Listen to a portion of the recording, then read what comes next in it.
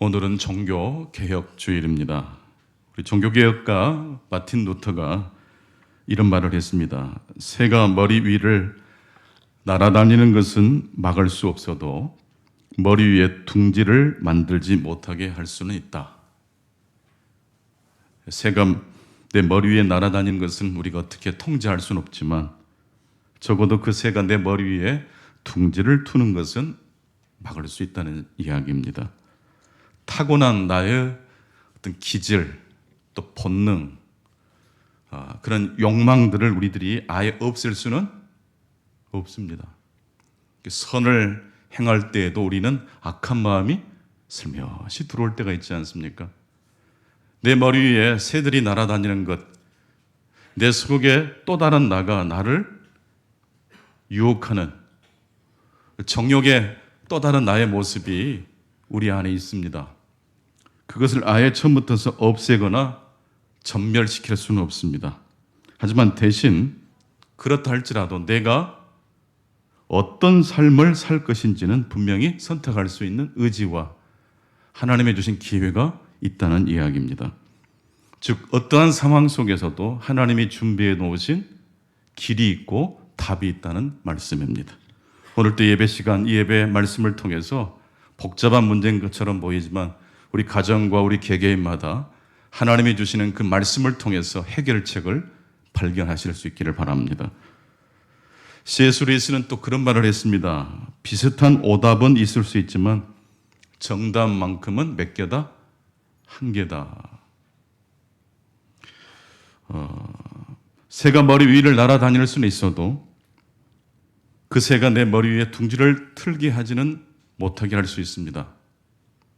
여러저러 핑계는 될 수 있지만 그러나 그럼에도 불구하고 정답은 있다는 겁니까? 없다는 겁니까?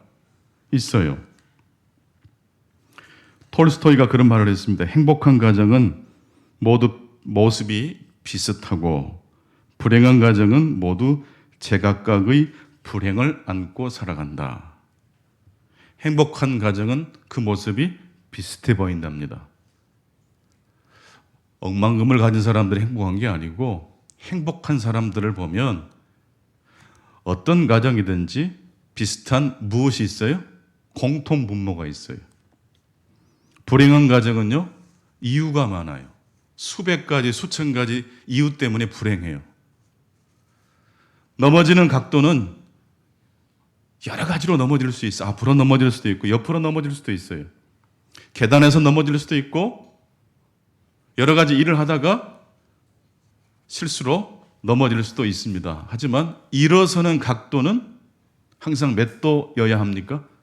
90도입니다. 수백 가지, 수천 가지 복잡한 문제처럼 보이지만 행복의 원리는 몇 가지입니까?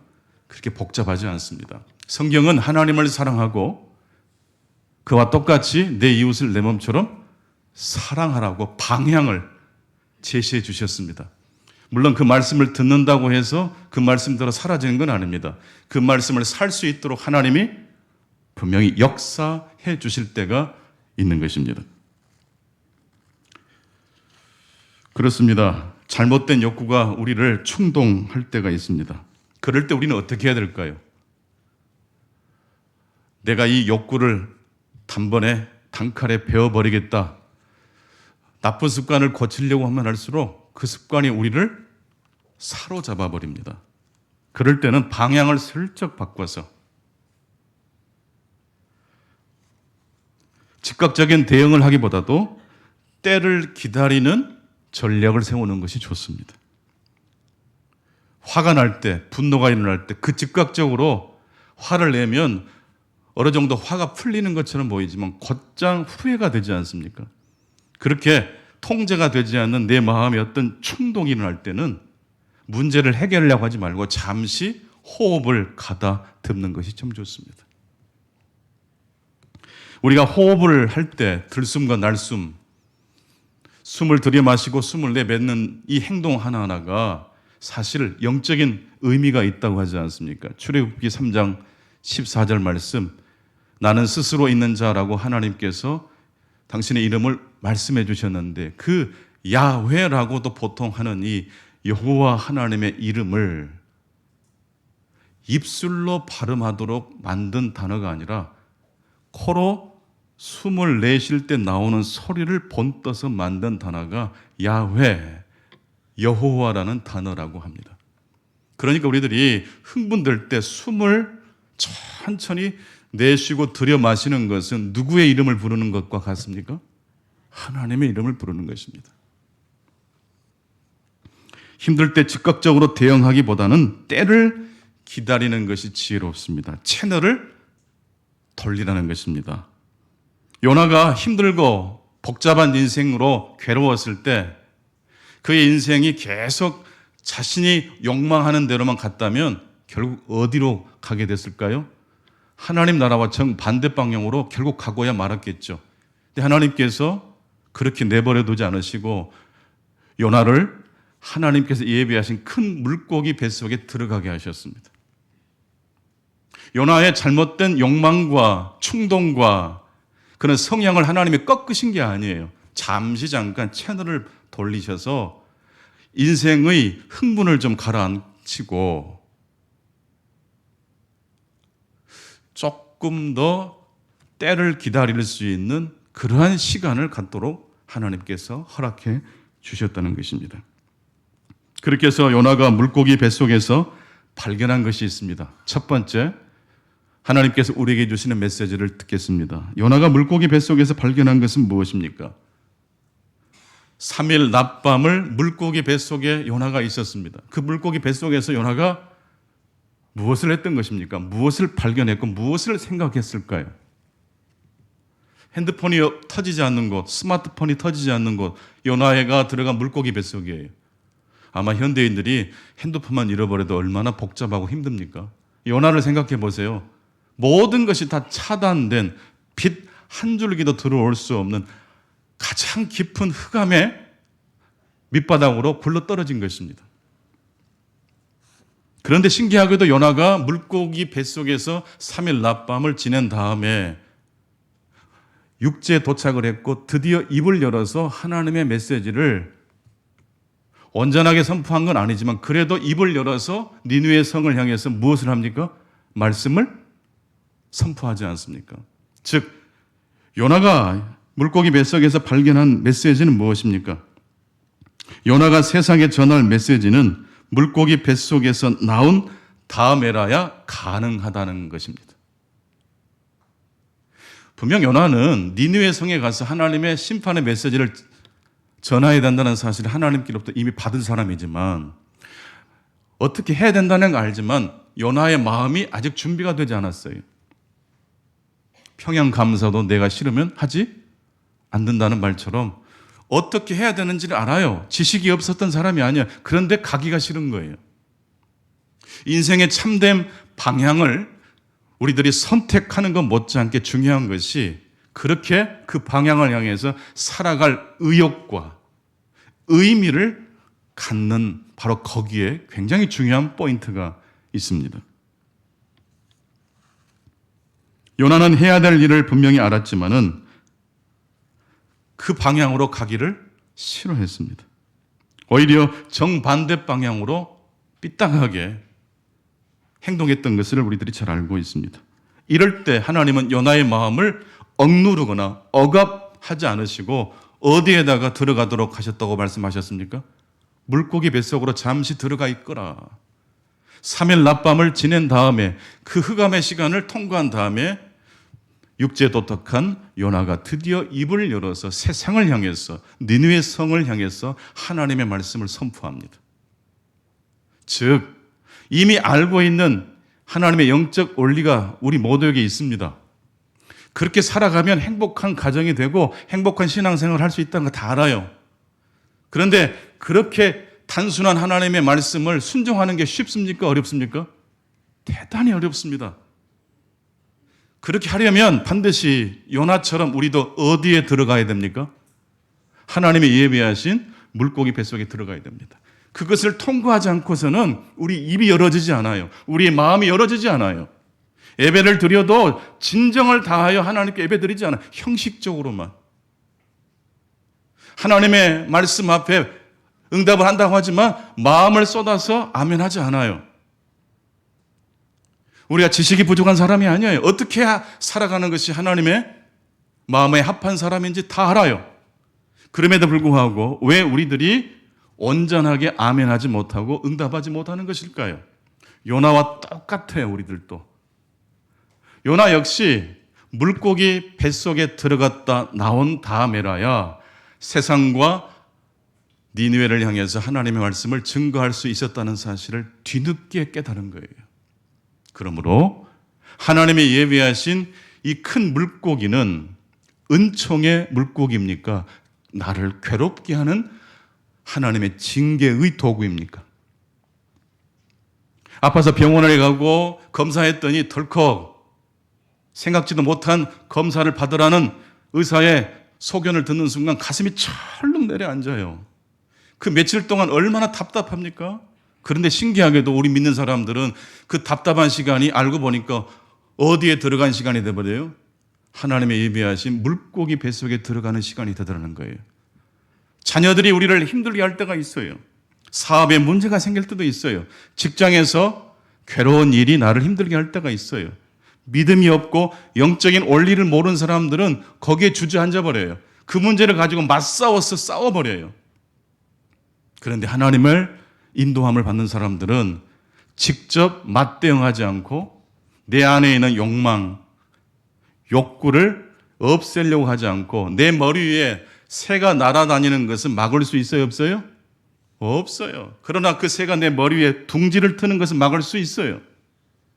환난과 고난이 역경이 우리에게 밀려오는 것을 내가 막을 수는 없어요. 그러나 그 와중에도 우리들은 하나님을 만날 수 있는 길이 있다고 오늘 말씀을 통해서 말씀해주고 계십니다.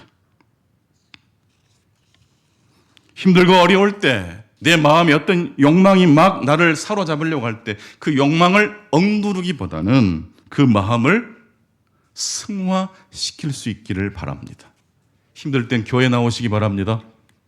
힘들 땐 찬송을 열심히 들으시고 부르실 수 있기 바랍니다. 이게 내 어려움 시간을 거룩한 시간으로 승화시키는 거예요. 채널을 돌리는 거예요. 요나가 물고기 뱃속에서 통과했던 시간은 모든 것을 분명하게 정리해 주시는 하나님의 음성을 듣는 시간이 아니에요. 사실 물고기 뱃속에서 요나가 했던 행동 보십시오. 하나님의 이름을 부르고 기도했어요. 하나님이 이렇게 해야 된다라고 하나님이 말씀은 해주지 않으셨어요. 요나의 입이 터져서 기도만 했을 뿐이에요. 사실 요나가 물고기 뱃속에 있었던 시간은 모호함을 견디는 시간이에요. 앞으로 어떻게 될지 잘 몰라요. 불확실해요. 그러나 한 가지 중요한 건 있어요. 아, 내가 죽지 않고 살아있구나. 왜 요나가 죽지 않고 살아있습니까? 만약 자신의 욕망을 꺾으려고 했다면 그 욕망에 넘어져서 폐인이 됐을지 몰라요. 근데 하나님이 예비하신 물고기 뱃속으로 인생의 채널을 바꿔주신 하나님의 말씀에 순종했더니 3일 낮밤을 그 물고기 뱃속에서 그 모호한 시간을 견디면서 깨달음이 왔던 거예요. 아하, 내가 이 물고기 뱃속을 통과해야지만이 내가 할 일을 비로소 할 수 있겠구나. 좋은 영화와 나쁜 영화를 어떻게 구분할 수 있습니까? 500만 명이 영화를 보고 1000만 명이 어떤 영화를 볼 수도 있습니다. 그런 결과로 좋은 영화, 나쁜 영화를 분류할 수도 있겠지만 우리 믿음의 사람들은 어떤 게 좋은 영화고 어떤 드라마가 좋은 드라마고 어떤 이야기가 우리 영혼을 살리는 이야기인지 분별할 수 있어야 합니다.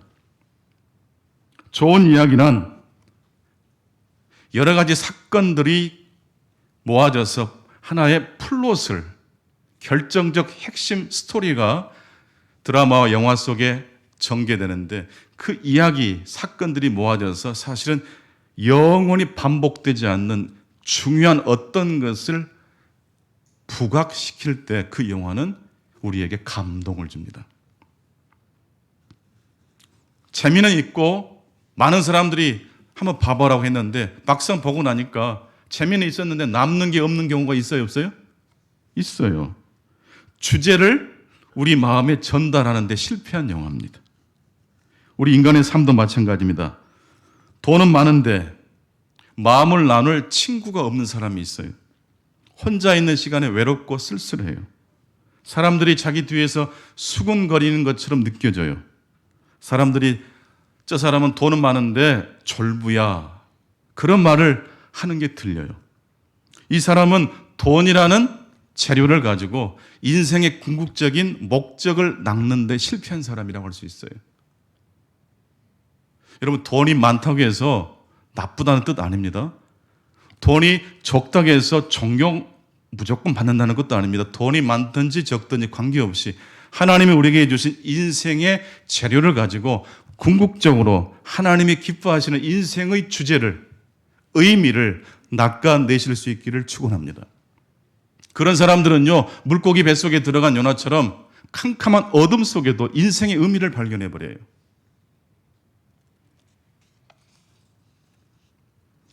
그리스도인은 물고기를 잡는 어부입니다. 하나님의 말씀을 낚아내는 어부입니다.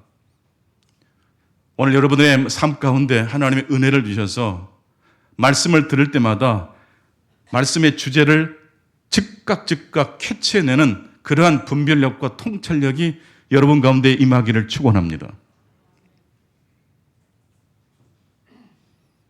정신을 바짝 차리고 말씀 앞에 집중해서 듣는 자들에게 그런 은혜가 임할 줄로 믿습니다. 그런데 가끔씩 졸음이 올 때가 있어요. 나도 모르게 너무 피곤해서 졸았어요. 근데 어느 순간 어떤 말씀이 확 들려요. 깜짝 놀라 깼어요. 어떤 경우입니까? 졸다가 깨서 들었던 말씀 중에 내 마음을 울리는 말씀이 있어요. 1시간 예배를 집중해서 듣는 사람 가운데도 하나님이 은혜를 주실 뿐만 아니라 졸다가 깬 사람에게 하나님이 요나에게 물고기를 예비하신 것처럼 물고기를 낚는 어부가 되거나 물고기의 삼킴을 받는 어부가 되시는 하나님의 축복이 임하기를 축원합니다. 준비한 정성을 다하여 하나님 앞에 나오신 분들에게 하나님이 예비하신 말씀이 있어요. 준비 없이 대충 어쩌다가 부모님 손에 끌려서 지인들의 손에 끌려서 나오신 분들에게도 하나님이 예비하신 요나에게 예비하셨던 큰 물고기가 이 예배 시간에 임하기를 축원합니다. 요나서를 읽어보면 요나가 물고기의 삼킴을 받은 이야기가 제 눈에는 2번 정도 나오는 것 같아요. 오늘 본문 요나서 1장 17절을 보게 되면 문자 그대로 하나님이 예비하신 물고기가 요나를 삼켰어요. 첫 번째 요나를 삼킨 물고기입니다. 그리고 두 번째 요나를 삼킨 물고기가 있어요. 요나서 4장 6절입니다. 같이 한번 읽겠습니다. 시작. 하나님 여호와께서 박넝쿨을 예비하사 요나를 가리게 하셨으니 이는 그의 머리를 위하여 그늘이 지게 하며 그의 괴로움을 면하게 하려 하심이었더라. 요나가 박넝쿨로 말미암아 크게 기뻐하였더니. 지금 누구에게 걸려든 것입니까? 요나가 하나님의 박넝쿨에 걸려든 거예요. 원래 요나가 하나님의 말씀에 은혜 받기를 거절했던 사람인데 니느웨 성이 앞으로 어떻게 되는지 봅시다 하면서 천막 쳐놓고 니느웨 성을 바라보면서 앉아 있는데 갑자기 심지도 배양하지도 않았던 박넝쿨이 요나 머리 위에 그늘이 지게 한 거예요.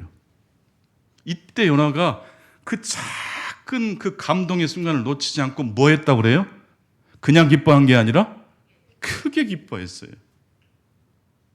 하나님이 진짜 요나에게 나타나셔서 요나야, 니느웨는 내가 사랑하니 너도 이해해 라고 했더라면 하나님, 제 눈에 흙이 들어가면 들어갔지 저는 절대로 인정 못합니다 했을 거예요. 근데 하나님이 어떤 분이십니까? 단수가 고단수세요.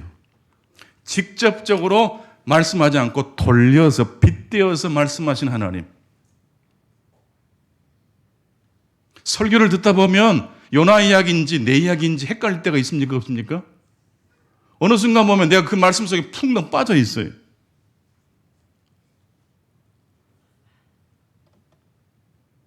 박넝쿨로 인하여 그냥 기뻐한 게 아니라 크게 소리를 지르면서 기뻐했던 요나.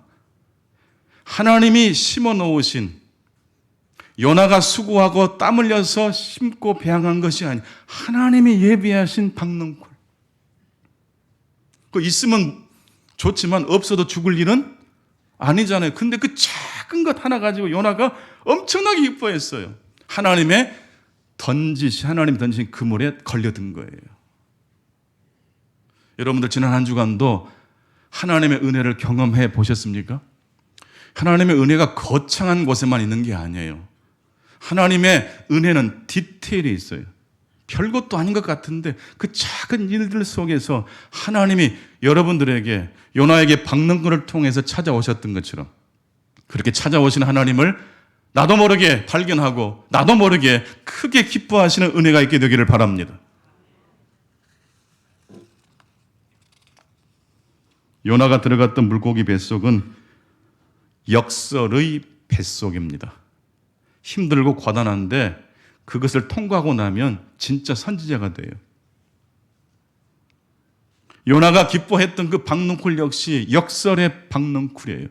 요나가 수고하지 않은 것을 공짜로 하나님이 요나에게 베풀어 주셨고 복음의 핵심인 조건 없이 관계없이 그럼에도 불구하고 우리에게 찾아오시는 하나님의 은혜의 복음을 하나님이 그렇게 절묘한 그 타이밍에 박능쿨을 통해서 요나에게 말씀해 주신 겁니다.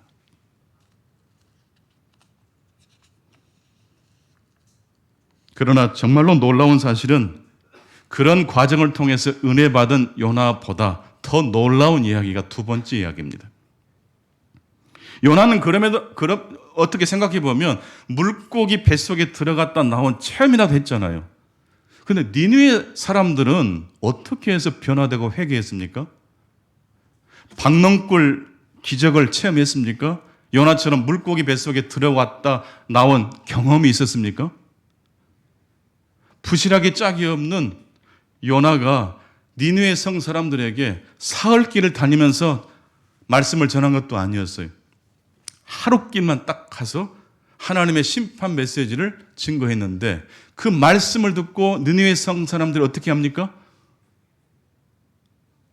어린아이서부터 어른들까지 그리고 가축들까지 다 이 회개 운동에 동참을 했다고 합니다. 홍해바다가 갈라지는 기적을 보면 더 믿음이 우리들이 더 성장할 것 같습니까? 사실 믿을 수 없는 상황에서 하나님의 말씀을 담백하게 믿는 사람에게 하나님은 30배, 60배, 100배의 은혜를 주시는 줄로 믿습니다. 그런 은혜를 우리에게 말해주고 있는 사람들이 니느웨 성 사람들이라는 거예요. 오늘 신약에 보면 보니까 서기관과 바리새인들이 예수님께 와서 표적을 보여달라고 요청을 하니까 예수님이 요나의 표적밖에 너희들에게 보여줄 것이 없다. 요나의 표적이 뭡니까? 다른 게 아니에요. 물고기 뱃속에 들어갔다 나온 그 이야기와 함께 요나가 니느웨 성 사람들에게 부실하게 짝이 없는 하나님의 말씀을 충실하지 않게 전달했지만 그 말씀 앞에 니느웨 성 사람들이 부서지고 변혁됐다는 것입니다. 표적과 이적을 보지 않고도 하나님의 말씀만으로도 새로운 삶의 은혜를 경험한 그 역사를 니느웨 성 사람들이 말해줍니다. 그러면서 예수님은 그 바리새인과 서기관들에게 요나의 표적밖에 너희들에게 말해줄 것이 없다. 표적과 기적을 통해서 복음을 믿는 것이 아니라 말씀을 그 자체로 믿고 신뢰하기를 바란다라고 말씀하신 거예요. 만약 여러분들이 죄를 지어서 만약입니다. 벌을 받게 되었는데 그 벌이란 것이 어떤 방에 들어가는 벌입니다. 세 가지 방 중에서 하나를 한번 선택해 보십시오. 첫 번째 방에는 칼을 들고 있는 사람이 있습니다. 두 번째 방에는 한 달을 굶은 사자가 있습니다. 세 번째 방에는 연기가 막 새어나오고 있습니다. 여러분들 첫 번째, 두 번째, 세 번째 이 방 중에서 어떤 방을 선택하고 싶으십니까? 첫 번째 방, 칼을 들고 있는 사람이 있는 방. 두 번째, 한 달을 굶은 사자가 있는 방. 세 번째, 연기가 막 나오고 있는 방.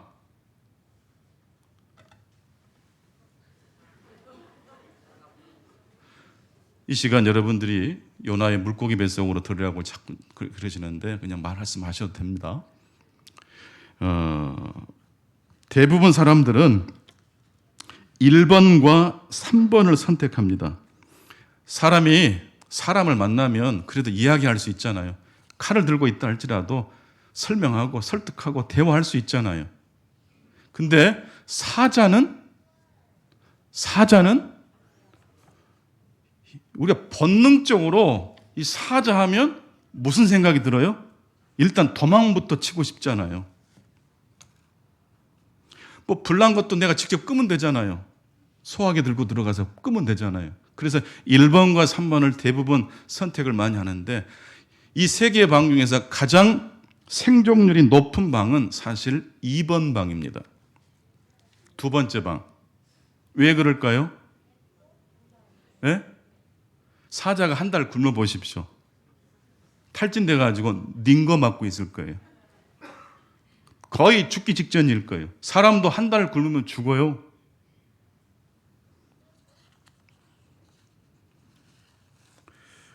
먹는 것이 우리 자신이라는 말이 있습니다. 먹지 않으면 죽습니다. 그런데 말입니다.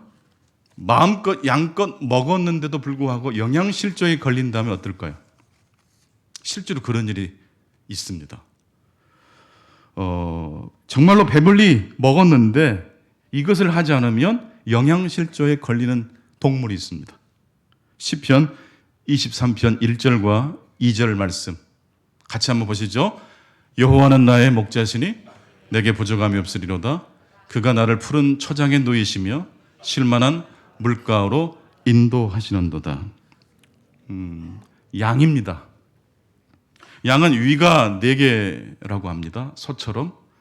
풀을 맛있게 아무리 배불리 먹어도 반드시 무엇을 해야 할까요? 되새김질을 해야 됩니다. 그래서 시편 23편 2절에 보게 되면 그가 나를 푸른 초장에 누이시며, 누워있는 양이 풀을 먹는 게 아니라 누워서 뭘 한다는 뜻입니까? 되새김질을 한다는 뜻입니다. 그러려면 양이 안전한 자세로 편안한 자세로 되새김질을 하려면 반드시 양 옆에 누가 있어야 될까요? 목자가 있어야 되는 겁니다. 세 번째, 이제 마지막 결론의 말씀을 드리기 위해서 이 말씀을 가지고 왔던 것인데요. 오늘 설교 제목이 먹고 마시고 숙고하랍니다. 먹고 마신 다음에 숙고하지 않으면, 되새김질하지 않으면, 묵상하지 않으면 양은 영양실조에 걸립니다. 우리 믿음의 사람들 역시 마찬가지입니다. 하나님의 말씀을 듣는 거 중요해요. 하지만 듣는 것만큼 중요한 게 뭡니까? 숙고하는 거예요. 깊이 생각하는 거예요. 오늘 저는 요나석을 지난주까지 다 해서 끝났는데 앵콜 설교로 이번 주와 다음 주까지 2번에 걸쳐서 앵콜 설교를 준비해서 합니다. 좋으십니까? 왜 제가 앵콜 설교를 하는지 아세요? 말씀을 듣고 먹고 마시는 것까지 했는데 지금 무슨 단계가 필요한 뜻입니까? 되새김질하는 단계가 필요하기 때문입니다. 말씀을 깊이 숙고할 때 우리의 인생이 변화됩니다. 한 단어, 한 말씀을 깊이 숙고할 때 그 말씀을 통해서 하나님이 우리에게 역사하실 줄로 믿습니다. C.S. 루이스는 갈망이라는 단어가 어렸을 때부터 계속 따라다녔대요.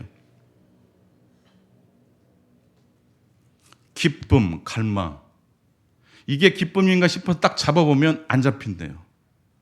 학문의 성취, 여러 가지 사람들의 열렬한 박수를 받아서 이게 내 기쁨의 완성이구나라고 했는데 그 자리에 가보면 또 기쁨이 없더래요.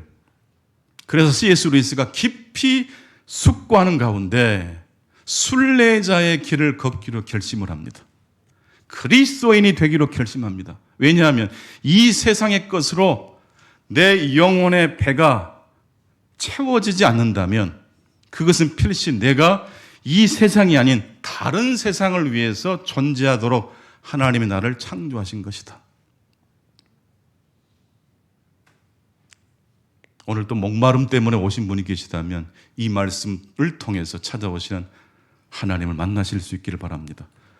돈이 있어도 건강이 있어도 직장이 있어도 그것이 다 우리를 만족해 주지 못해요. 파스칼은 그래서 인간 안에 구멍이 있는데 그 구멍은 누구로만 채울 수 있다고 했을까요? 하나님으로만 채워지는 구멍이래요. 운전자와 내비게이션은 절대로 목적지를 가지고 싸우는 법이 없습니다. 그런데 가끔 어떤 경로가 최적의 경로인지를 놓고 다투고 싸웁니다. 하지만 목적지를 가지고 헷갈리는 법은 있어요, 없어요? 없어요. 진짜 술을 진탕 취하신 분들은요, 딴 집으로 가는 경우도 있어요. 그것도 태연하게 옆집에 들어가가지고 옷 벗고 누워가지고 그렇게 하신 분도 있잖아요. 그럴지라도 우리가 천국과 지옥을 헷갈리지는 않는다고 믿습니다. 하나님이 기뻐하시는 그 지향을 향해서 오늘 또 내일 또 달려가시는 저와 여러분 되시길 바랍니다. 목적지를 가지고 헷갈리는 분이 없게 되기를 바랍니다. 천국과 지옥을 헷갈리면 안 됩니다. 하나님의 은혜와 하나님의 은총과 하나님의 나라를 향해서 오늘 또 달려가실 수 있기를 바랍니다. 러브 스토리는 공통의 목표를 가진 두 사람이 그 목표를 이루기 위해서 뭐 하는 이야기입니까? 싸우는 이야기예요. 이게 러브 스토리의 진정한 의미예요. 공통의 목표를 향해서 그 목표를 이루기 위해서 다투는 이야기가 러브 스토리예요. 그러고 보니까 지난주에 부부싸움 하신 분들 생각해 보세요. 알고 보면 무슨 싸움이에요? 사랑 싸움이라는 사실을 꼭 기억하실 수 있기를 축복합니다. 오리엔트 특급 살인이라는 영화 이야기 짤막하게 하고 마치겠습니다. 오리엔트 특급 열차라는 호화 열차에 승객들이 많이 타지도 않았던 것 같은데 이 열차에 탔던 손님 중 한 사람이 죽었어요. 살해당했어요. 범인은 어디에 있을까요? 열차 안에 있겠죠. 근데 이 푸아로라는 탐정이 그 열차에 타고 있었어요. 이 포아로라는 이 탐정이 한 사람 한 사람을 다 면담하고 알리바이를 다 체크하는 가운데 결국 범인을 잡아요, 못 잡아요? 잡아요. 잡았는데 이 포아로 탐정이 찝찝해요. 범인을 잡았으면 이제 완결되고 해결이 되는데 해결이 안 돼요. 더 고뇌하게 되고 더 생각하게 되고 더 숙고하게 만들었어요. 죽은 사람이 사실은 살인범이었대요. 그것도 어린 아이를 유기해서 죽였어요. 열차의 승객들은 그 어린 아이와 다 연결된 사람들이에요. 복수하기 위해서 열차에 탔던 것이고 복수의 칼을 들고 찔렀어요. 하필 명탐정 포아로가 그 열차에 탔던 것이었고 범인을 잡았어요. 이 열차의 승객들 모두가 이 살인사건의 범인이라는 것을 밝혀냈어요. 그렇지만 탐정은 괴로워요. 행복하지 않아요. 그리고 고민 끝에, 숙고한 끝에 사람들을 모아놓고 이 포아로 탐정이 이렇게 말을 합니다. 여기에는 살인자는 없습니다. 오직 치유가 필요한 사람들만 있을 뿐입니다. 속히 평화를 회복하시기 바랍니다. 저는 지금까지 균형을 생명으로 알고 살았지만 지금부터는 불균형을 견디는 법을 배워야겠습니다. 이 포라는 이 탐정이 얼마나 이 균형, 무질서에 대한 답이 균형이잖아요. 살인범, 도둑놈 다 이 무질서, 균형을 깬 사람들을 잡아내면 균형을 또 회복하는 거니까 이 탐정 노릇이 쏠쏠이 재밌어요. 영화 초반부에 보면 이 포아로가 또 사건을 해결하기 위해서 어디를 가다가 그만 똥을 밟아요. 똥을 밟았어요. 똥 이야기 나오는데 집중을 좀 해봐. 얼마나 감미로운 이야기니? 근데 이 포아로가 똥을 밟은 다음에 취한 행동이 뭔지 아십니까? 균형을 위해서 마저 다른 쪽 신발도 똥을 밟아버려요.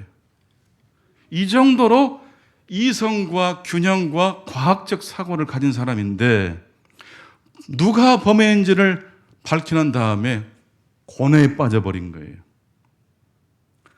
살인한 사람들이지만 저들은 이미 어린 아이가 죽었을 때 함께 죽어버린 사람들이에요. 회복이 필요한 사람이고 치유가 필요한 사람이라는 걸 포로가 숙고 끝에 깨달은 거예요. 즉 균형을 좋아했던 포로가 불균형을 견디는 이야기를 이야기합니다. 즉 역설의 요나의 물고기 뱃속으로 포로 탐정도 들어간다는 이야기예요. 연세가 있으신 권사님, 장로님, 집사님들을 보면 요나의 물고기 뱃속에 들어갔다 나오신 경험들이 있으신 것 같아요. 머리가 막 샤프하게 젊은 사람들처럼 돌아가지 않지만 경륜이 있는 분들이 한마디 한마디 던지시는 이야기 속에 지혜가 있어요. 따닥거려주면서 참고 견디면 언젠가는 해결된다는 그런 눈빛으로 위로해 주실 때 얼마나 감동이 되는지 몰라요. 저는 이 오리엔트 특급 살인 사건 이야기를 보면서 예수님의 십자가 이야기와 요나의 이야기가 오버랩됐습니다. 우리 예수님은 최초로 불균형을 견디기 위해서 죄인들을 위하여 죄 없으신 예수님이 십자가에 달려 돌아가셨기 때문입니다. 그 예수님을 통해서 하나님과의 관계를 더 회복하실 수 있기 바랍니다. 그 예수 그리스도를 여러분의 삶의 중심으로 삼으셔서 어두운 시간도 견뎌내실 수 있기 바랍니다. 행복하고 기쁜 일들이 여러분에게 찾아온다 할지라도 그것이 인생의 목적이 아니고 하나님의 나라를 위한 수단이라는 사실을 아시고 감사할 일을 통해서 하나님 아버지를 높이실 수 있기를 바랍니다. 하나님의 평강과 축복이 함께 하시기를 축원합니다. 하나님 아버지 감사합니다. 오늘 또 앵콜 말씀으로 요나서 말씀을 다시 한번 깊게 숙고해 보았습니다. 요나는 이미 하나님의 말씀이 어떤 말씀인지를 알고 있었지만 물고기 뱃속에 들어가야 되는 그 견디고 모호한 시간을 통과하는 그 시간이 필요했다는 사실을 알게 되었습니다. 물고기 뱃속에 들어갔다 나온 다음에라야 요나는 세상과 니느웨를 향하여 선포할 메시지가 있었다는 것을 요나서는 우리들에게 말씀하고 있습니다.